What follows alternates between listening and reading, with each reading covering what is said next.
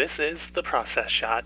I'm Michael. I'm stuck in a haunted movie theater, and I've seen L'Inferno, a silent Italian adaptation of the classic poem by Dante, filmed back in 1911 and directed by Francesco Bertolini, Adolfo Padovan, and Giuseppe de Liguoro.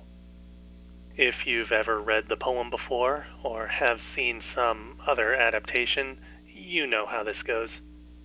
It's the story of Dante himself being guided through the various levels of hell by Virgil, another poet, and Dante's idol. As they descend, they lay witness to a great number of punishments for sinners, from being frozen in a lake of ice to being thrown about by large gusts of wind, as well as many other fates ranging from gruesome to poetic.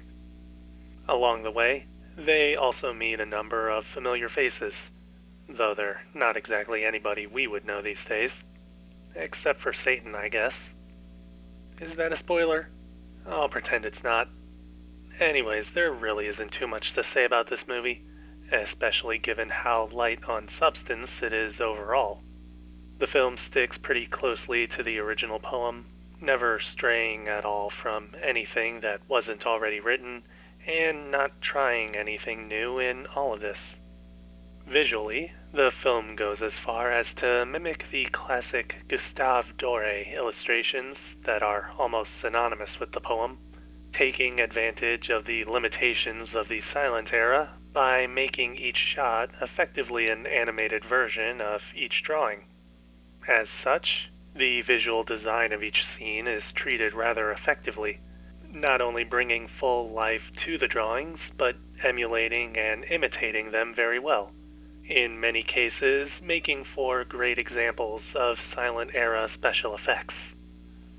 Structurally, the scenes do end up being more like short vignettes strung together, given the travelogue nature of the source material, and the film itself ends up being rather short on runtime. As a result, there really isn't too much else to say about L'Inferno. Acting doesn't really matter too much. Cinematography is purposely stale. There's literally no audio or color, and that's pretty much that. While the movie is easy enough to digest and can be enjoyed for its special effects, it doesn't have too much else going for it in any other area, if it has anything at all. At the very least, it's an easy way to get a grasp of the original poem without having to actually read it.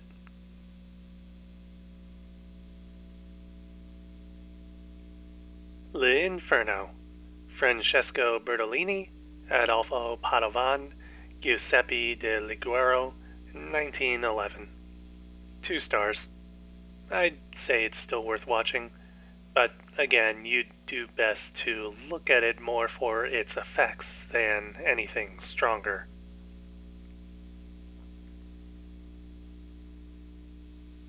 Well, that's it for this review.